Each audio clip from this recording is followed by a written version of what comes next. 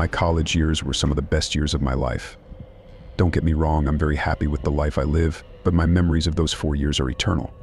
My advice to anyone still in college: don't take it for granted, because it definitely flies by. I went to a beach college. Our campus was literally right on the water. This story takes place while I was undergoing pledge with my pledge class. If you don't know, that's basically a full semester of initiation for everyone who got bids to the frat that semester. Most of what happens during pledge is better left undiscussed. Anyway, it was the last week of pledge before we officially became brothers. Typically, this is the week where the fraternity kicks things up a notch, so to speak. For us, it was commonly understood that at some point during the final week, we'd have to undergo the beach challenge. Here's what would happen. The brothers would drive our entire class about 12 miles down the coast on Friday night. Then we'd have an hour to finish a massive keg filled with God knows what. Then they'd walk us down to the beach, tie all of our wrists together, blindfold us, take our phones, watches, and shoes, and leave us there. We'd have until sunrise to make it back to the house, otherwise we'd all be dropped. To be completely honest with you, I was pretty nervous leading up to this, but there was really nothing I could do. There was nothing any of us could do. I remember it being oddly chilly the night of, but the excitement of becoming a brother and finally being done with all this nonsense was adrenalizing. The kegs were the easy part. By this point, we were pretty comfortable with divvying up the alcohol and pulling trig if necessary. There were 15 of us. After tying us together, the brothers blindfolded everyone but Chandler, who was at the very front of the line. He was to be our eyes, but that's all the help we'd get. Our pledge master was this big Mexican guy named Ramirez, but he insisted we all call him Los Pus, like the restaurant from Breaking Bad. He was a strange dude. He outlined the rules for us one last time, then joined the rest of the brothers and left. We were now on our own. I won't run you through everyone's names, but my closest friends in my pledge class were Chandler, Whitworth, Jackson, and Vikram. I was at the very back of the line, and Whitworth was directly in front of me. We began walking, with Chandler leading us. It was hell without our phones. There really was no way of telling how much ground we were covering or how much time we had left. All we could do was keep walking. At first, we tried to liven the mood by talking and cracking jokes, but eventually that got old. After what I'll call 2 hours of walking, we were trudging along in complete silence, with the occasional stop for someone to throw up. I started to dissociate. Even the sounds of the ocean grew silent as I walked along, trapped inside my own head. Suddenly, I felt a sharp tug on the rope around my wrists, so I took a few big steps forward and stopped, assuming Whitworth had fallen. Whitworth was a little more clumsy than most, so this kind of thing wasn't super surprising. I didn't really have the strength nor energy to ask him if he was all right, so I just waited. I must have been standing there like a statue for a full minute. Something felt off. I was just about to say something when the rope around my wrist was pulled tight again. I resumed walking, pleased that Whitworth hadn't passed out. The track resumed and I drifted back into my zoned-out state. Feeling terrible, I prayed we were closing in on the final stretch. We had to be. Just then, I took what must have been my 10,000th step, but something was different. Instead of hitting damp sand, my foot slapped the unmistakable thin layer of ocean water. I took a few more steps and the water got deeper, reaching up to my ankles. I was confused. Why would Chandler be leading us into the water? The rope pulled tight again, meaning Whitworth and everyone else in front of me was continuing to walk, so I did the same. I guess I figured someone needed to wash off their feet for whatever reason. If no one else was complaining, though, I definitely wasn't going to start. The water remained ankle height for a while, advancing and receding with the sway of the waves. Just then, though, I felt the water begin to rise again until it was comfortably around my shins. Chandler was definitely screwing with us, which, for the life of me, I couldn't understand. Why wasn't this stupid activity painful enough? The water was only going to slow us down. Seconds later, it began to pick up. I honed in on a faint sound in the distance. I craned my ears and began to recognize it the sound of an idling boat engine. As we continued to walk, the drone of the engine only got louder, meaning it was getting closer, or I was getting closer to it. I was starting to get really uncomfortable. The water was almost up to my knees at this point. Finally, I broke what must have been hours of unspoken silence. Guys, what the hell are we doing in the water? I waited, confused as to why no one was answering me. Guys, I asked again, in a more concerned voice. Still nothing. I could feel panic begin to set in. Suddenly, my blindness was suffocating. I had to look around. I reached my wrists up towards my eyes in an attempt to undo my blindfold. As I did so, the rope yanked away from me, forcing my arms back down. I cursed, plunging my head down towards my fingers and undoing my blindfold before the rope could be jolted away from me again. To my horror, Whitworth wasn't the one guiding me.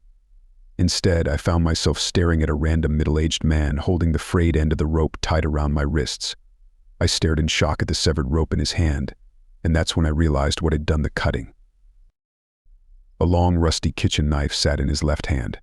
Past him, there was a boat bobbing in the water, and I could make out 3 more silhouettes towering on board. I screamed bloody murder before he had a chance to react, yanking my arms upward as fiercely as I could. At the same time, I lifted a foot out of the water and kicked his chest with all the strength I could muster. Luckily, the rope broke free from his grip. He grabbed my shirt to try and cushion his fall, but the fabric gave way with a deafening rip. He yelled as he plunged into the water with a huge chunk of my white pledge t-shirt, but I was already moving as fast as I could toward dry land, my wrists still tied. A few seconds passed before I heard a splash from further away. Someone had jumped off the boat. I didn't even look behind me. I just kept moving. I was about halfway to the sand when something whizzed right past my head, maybe a few inches from my right ear. It was the knife. I watched it shoot past me before disappearing into the water. I was in complete shock, but the adrenaline was doing its job. I got to land and for the first time looked back. There were 2 men in the water and 2 on the boat. They weren't chasing me anymore, just staring lifelessly in my direction. The closest man was still holding onto the white piece of my shirt that had torn off in the fray. I didn't waste another second. I ran up the beach and made it to the street. By this point it was past sunrise, but my frat was the last thing I was thinking about. I flagged down the nearest car and after pleading to use their phone, called the police. It was no use. By the time the cops showed up, the 4 men were gone, presumably off to wherever in that tiny little boat of theirs. I lied to the cops about what happened, worried that there might be repercussions for the frat. Luckily, they didn't ask questions. I didn't get too much crap from my frat brothers. They were actually more pissed at Chandler for not realizing what had happened, even though he swears he didn't hear a thing. After that, I became a brother, and things went back to normal. Well, normal for a while. A few weeks later, a couple of the guys and I were playing beach volleyball in the sand behind the house when Jackson noticed something in the distance. There was a stick poking out of the sand, and tied to that stick was the white piece of cloth that had been torn from my t-shirt. The design on the ripped stick was unmistakable. It was my shirt. To this day, I have no idea how they knew which frat I was in. My brothers think they might have recognized the piece of my t-shirt, but I have a more sinister theory. I think it's very possible that they knew our frat would be sending us pledges on that beach that night, helpless and blind. I think they very well could have planned the whole thing around that stupid tradition, swooping in and kidnapping whoever they could. I was just unlucky enough to be in the back, which still gives me chills to this day. I still wonder what might have happened to me had I gotten on that boat. The police, as always, were useless. It's been nearly a number of years, they never found anything. Music, this happened to me about a year ago today, which is why I'm writing about it now. I'm a 19-year-old college student that was in the middle of joining a fraternity on my campus. I go to a big party school down south, and Greek life is taken very seriously there. For privacy reasons, I'll spare the specific details, but this particular night was my initiation, meaning the night that me and my class of 20 students would officially become brothers of the fraternity. During the process of joining, which lasts a couple of months, the brothers would make us do odd things like blindfold us and take us to strange places. You know, typical hazing stuff. This was one of those nights. We were blindfolded and left the frat house around 10:30 p.m. The brothers took our phones and drove us to a mystery location, split between a couple of different cars to make sure we all got there. On the way over, they made us try and miss some corny song while it blasted on full volume. We always had to do these annoying tasks while blindfolded, I guess as part of the whole hazing thing. Anyway, after about 20 minutes of driving, the car stopped, and I heard the doors open and close. I felt a hand grab my arm and silently usher me out of the car. We walked probably 200 ft, where I was then told to sit down and be quiet. I was sitting on grass, so I assumed we were in a field or something. I could also tell I was sitting near people because I heard them sit down, and I also heard the brothers telling each of them to be quiet. After about a minute of sitting in silence, I heard a voice speak to all of us, saying a bunch of fraternity-related things, but mostly about how we were deemed worthy of becoming a part of the brotherhood. Then, over the course of like 30 minutes, I sat in silence, occasionally hearing the sound of footsteps and movement around me. I figured they might have been doing the final steps of initiation with each person individually, like walking them away to talk to them in private. I didn't know for sure, but being blindfolded meant I was just left to my imagination. There was a time, though, when the footsteps went away and all I was left with were the sounds of crickets and leaves rustling through the night breeze. I began to grow uncomfortable, as it must have been like 20 minutes that I was sitting there in silence. Then, suddenly, I finally heard the footsteps of one of the brothers walk up to me, and I felt a hand grab my wrist and lead me away. He didn't say a word, and neither did I. I just wanted to get it over with so I could take this stupid blindfold off. While we walked, I could feel the ground below me go from grass to more rough terrain. I could tell we were walking through a forest, as I felt branches and shrubs scrape against my body. We were walking for some time, and at one point the blindfold became very uncomfortable around my eyes. I told him this and asked if we could stop for a second so I could adjust it. He stopped and let go of me as I stood there, rubbing my eyes from under the blindfold. I heard a deep, raspy voice say, "Take it off." I hesitated for a second, not knowing what to say. His voice threw me off as it didn't sound like a voice I recognized. Needless to say, I took it off, and what I was greeted with was not what I imagined. I was standing face to face with some tall guy dressed in all black, wearing a vendetta mask. I let out a sharp yell and jumped back. A part of me thought this was just some __up hazing prank, but before a word could even escape my mouth, he lunged at me, yelling that he was going to take me with him. We wrestled on the ground, and I could tell that he was trying to choke me out. With all my strength, I threw him off of me, got up, and bolted in the opposite direction, using nothing but moonlight to guide my way back. My heart was beating 1,000,000 times a minute, and I kept looking back, fearing that he was following me. I eventually heard people yelling my name, and I nearly ran head-on into one of the fraternity brothers. I told him in scrambled, broken words that some random guy wearing a mask led me into the forest and tried fighting me. But before I could warn them any further, 5 or 6 of them rushed past me with flashlights, looking to chase after him. One of them stayed with me to calm me down and walk me back to safety. When we made it out of the woods, I realized we were in a backyard, presumably one of the brothers' houses. I saw nearly the whole fraternity standing out on the porch, looking at us in shock. I asked them what the hell was going on. They said that since it was dark, and that I was the last in line, the brother who was supposed to be escorting me somehow overlooked that I was there and completely forgot about me. They said a couple of minutes later, one of them thought they saw movement in the woods, which was around the same time that they realized I wasn't in my group. I was in such shock I couldn't even be pissed about it. None of them knew who that man was, but some of the brothers speculated it could have been a brother from another fraternity. Shortly after, flashlights emerged from the trees, and I saw them running back towards us. They told everyone to get the __ out of there and get back to the campus immediately. He didn't ask questions. They locked up the house, and one of them got on the phone with the police. The whole car ride back, I was bombarded with questions, and I answered them the best I could, with my mind still racing. I wondered where that man came from. Why was he wearing a mask? What he could have been leading me to. I made up scenarios in my head, like how it could have been a brother from a rival fraternity trying to steal me before I was initiated. That doesn't explain why the brothers locked up the house and called the police, though. I didn't find out until the next day when one of the brothers who ran after him told me what they found in those woods. And what they found was not what I expected.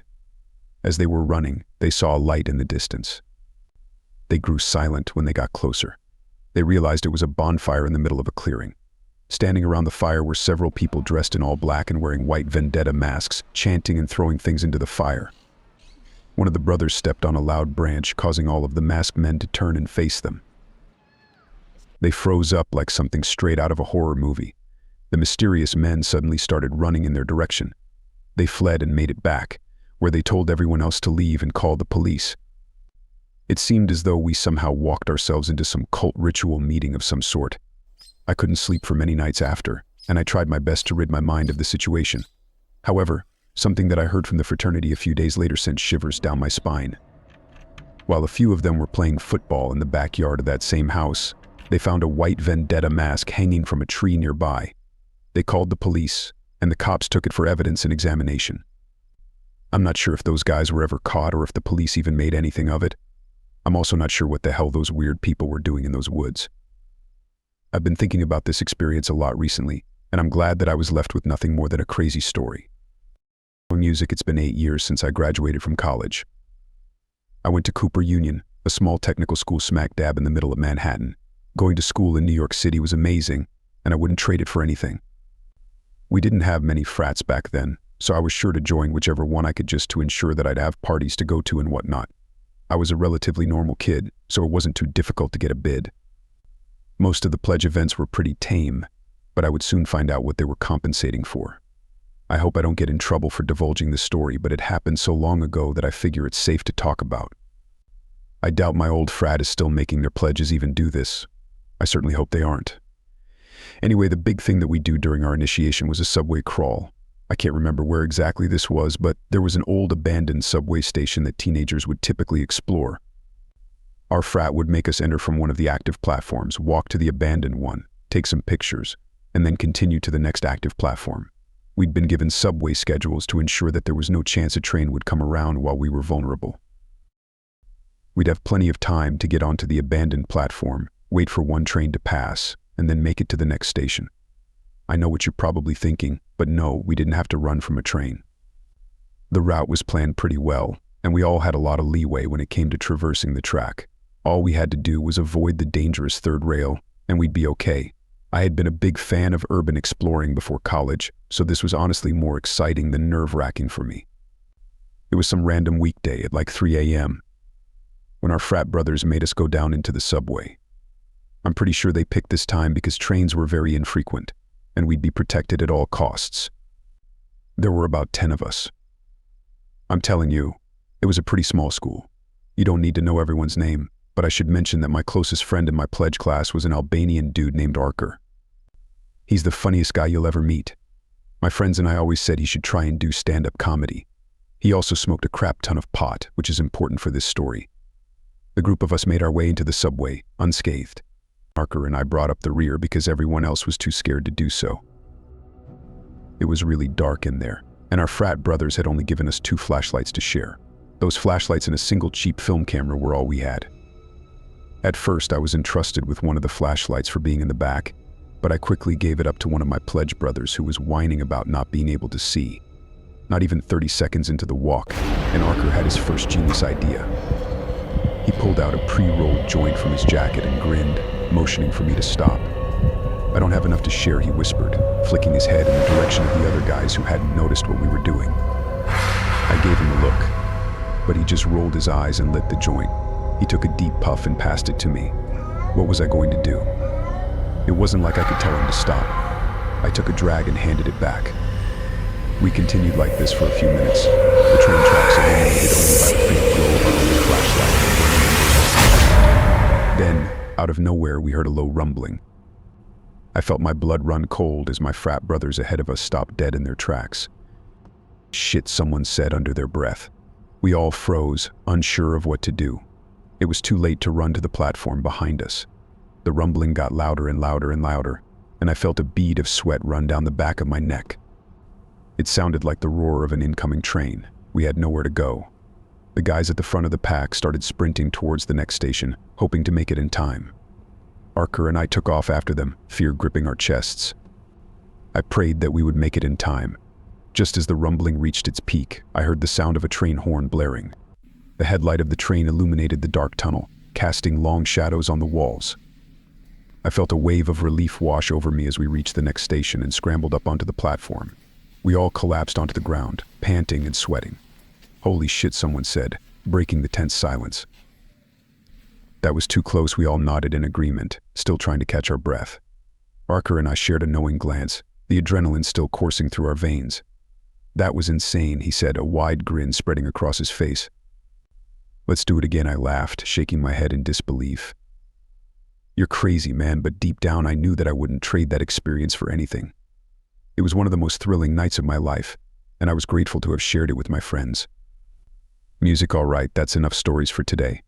I hope you enjoyed them. Let me know if you have any questions or if there's anything else I can do for you.